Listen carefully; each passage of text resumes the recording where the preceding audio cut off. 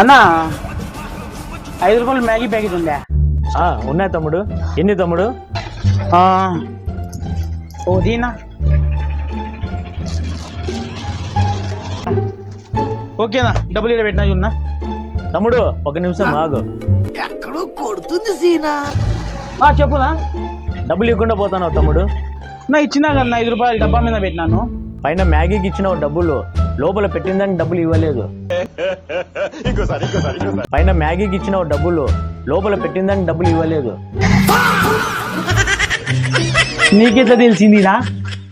నువ్వు ఇంకా ఎల్కేజీలోనే ఉన్నావు. నేను ఇట్లా దాంట్లో పిహెచ్డీ చేసిన. అదిగో నీ మొబైల్